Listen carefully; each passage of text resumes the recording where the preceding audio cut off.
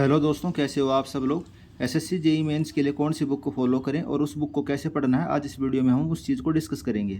दोस्तों, जो आपकी सबसे पहले वाली बुक रहेगी और जो बेसिक वाली बुक रहेगी वो रहेगी आपकी एसएससी जेई जो सिविल इंजीनियरिंग के प्रीवियस ईयर क्वेश्चन है। इसमें 46 पेपर सेट हैं और ये एसएससी जेई प्रीवियस ईयर के क्वेश्चन है। आपकी जो बेसिक वाली बुक है वो ये रहेगी। आपका जैसे मेंस में आपको 40 से 50 दिन मिलेंगे, तो उन 40 से 50 दिन में आपको ये वाली बुक 2 बार करनी है। मैं आपको पहले भी बता चुका हूँ, जो बेसिक चीज़ है आपको उसके ऊपर सबसे ज़्यादा ध्यान देना है। इसके अंदर आपके बेसिक वाले क्वेश्चन रहेंगे। मेंस के अंदर 60-70 क्वेश्चन आपके इस बुक से ये निकल जाएंगे। तो हम चाहे कुछ पढ़ें या ना पढ़ें, हमारा फोकस प्राइम ये रहना चाहिए कि जो बेसिक चीज़ है वो हमें ज़रूर आनी चाहिए, और कुछ हमें आए या ना आए। और इस बुक को कैसे पढ़ना था वो पहले भी मैं आपको बता चुका हूँ, एक बार फिर बता देता हूँ। शुरू में 1 या 2 बार तो आपने इस बुक को पूरा पढ़ लिया होगा।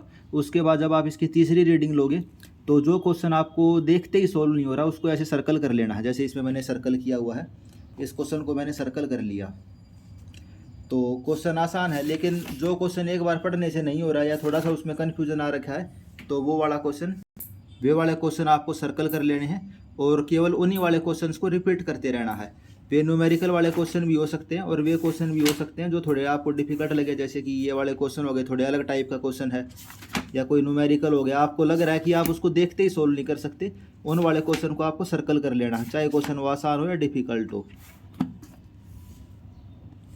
तो आसान क्वेश्चन हो डिफिकल्ट हो, वे हम सर्कल कर लेंगे और उनको रिपीट करते रहेंगे। उस चीज़ का फ़ायदा क्या होगा? उस चीज़ का हमें फ़ायदा ये होगा कि जो ये पूरी बुक है उसको करने में हमें टाइम नहीं लगेगा। 4 से 5 दिन में ये पूरी बुक एक बार हो जाएगी। 4-5 दिन में ये पूरी बुक एक बार आप आसानी से कर दोगे।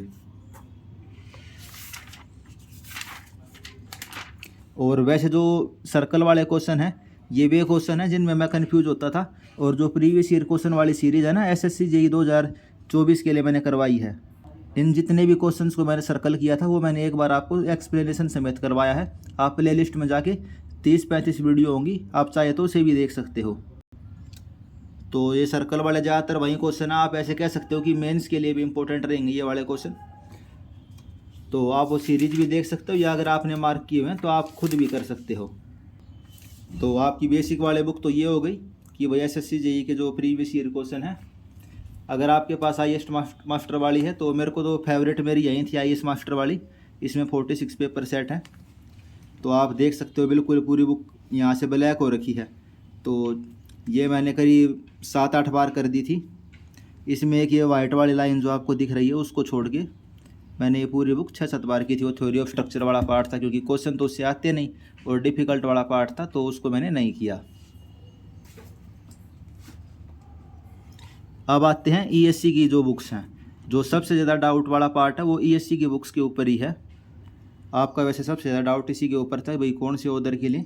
तो मैंने तो जो वॉल्यूम 2 है वो मैंने मेडिजी के लिए ली थी, और जो वॉल्यूम 1 है वो मैंने आईएएस मास्टर वाली ले ली थी। भाई ये देखने के लिए दोनों में कुछ डिफरेंस है कि नहीं है, या भाई दोनों को पढ़ के देख लेंगे।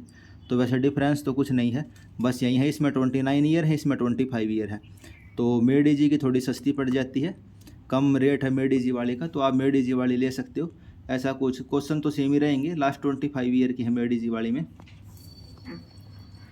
और अगर आप ट्राई करना चाहो एक बार टेलीग्राम से भी ये डाउनलोड करके देख लेना। अगर आपको क्वेश्चन बहुत ही ज़्यादा डिफिकल्ट लग रहे हैं, कुछ समझ ही नहीं आ रहा, तब बुक को मत खरीदना। तब आप यूथ एई वाली किताब को खरीद लेना, या फिर किसी टीचर का कोर्स ले लेना। आजकल तो 1000 रुपये के आसपास जो केवल मेंस के फोकस करके बैच हैं वे आए हुए हैं। तो आप बुक्स लोगे तो 1500-2000 की पड़ेंगी। इससे बढ़िया अगर आपको समझ नहीं आती हैं तो आप ऐसे कर सकते हो, एक ऑप्शन आपके पास वो भी है। अब पढ़नी कैसी है वो मैं आपको बता देता हूँ। जैसे इसमें से बताता हूँ मैं, जो मेडिजी वाली है,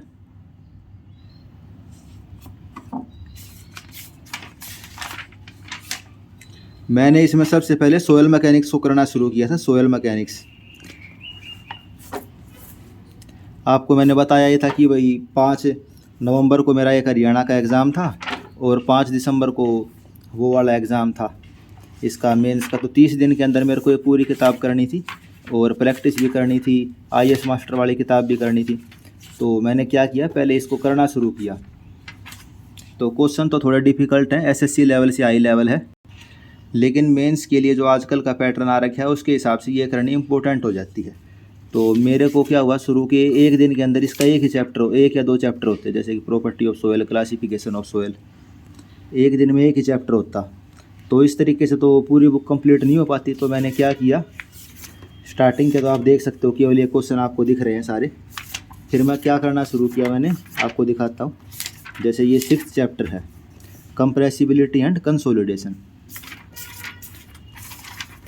पेंसिल के साथ जैसे 61 क्वेश्चन है, तो सभी को मैंने मार्क कर लिया। इसका सी ऑप्शन, इसका ए ऑप्शन, इसका बी ऑप्शन। यानी कि पहले बुक इसको सॉल्व करने से पहले ही मैंने आंसर देखे सभी के, ऐसे ओपन किया इसके आंसर्स को, सभी क्वेश्चंस को मार्क कर लिया। उसके बाद मैं इसको पढ़ता गया, आंसर देखा, पढ़ता गया, आंसर देखा, पढ़ता गया, आंसर देखा। और साथ साथ में अगर कोई कन्फ्यूज़न होता तो साथ साथ में यहाँ जैसे पेंसिल या हाथ डाल के एक बार ऐसे, एक बार ऐसे, एक बार ऐसे, एक बार ऐसे, तो सॉल्यूशन समेत इसका बस एक बार रीडिंग सी कर दी। और एसएससी के रेलिवेंट जो क्वेश्चन है वही हम करते चले गए। फॉर एग्जांपल जैसे कि इसके अंदर देखिए स्टेटमेंट बेस्ड क्वेश्चन है, reduction in volume of soil primary due to squeezing out of water from the void is known as the primary consolidation. तो आप इसको एसएससी के लेवल का क्वेश्चन कह सकते हो भाई। अगर वॉइड से पानी निकल जाता तो उसको हम क्या बोलते हैं, प्राइमरी कंसोलिडेशन बोलते हैं। तो एसएससी के लेवल का है। अब ये जैसे न्यूमेरिकल है तो ये एसएससी के लेवल से हल्का सा ज़्यादा है, लेकिन मेंस के अंदर इस टाइप के क्वेश्चन, अब जैसे न्यूमेरिकल क्वेश्चन है आ सकते हैं, होने वाला क्वेश्चन है। ये फॉर्मूले वगैरह जो भी हम एसएससी के लिए पढ़ते हैं उसी के बेस पे क्वेश्चन है ये। फिर ये असर्शन रीजनिंग वाला क्वेश्चन हो गया, rate of settlement of building structure on a sandy clay soil are faster compare to that of the building construct on the clay soil. भाई सैंडी सोयल के ऊपर रेट ऑफ सेटलमेंट ज़्यादा होगा, सही बात है, एसएससी लेवल का ही question है। फिर rate of consolidation is depend on the permeability of the soil, और परमिएबिलिटी सैंडी सोयल की ज़्यादा होती है। तो दोनों स्टेटमेंट सही हैं और इसका करेक्ट एक्सप्लेनेशन भी है कि भाई सैंडी सोयल के ऊपर जो परमिएबिलिटी होती है वो ज़्यादा होती है।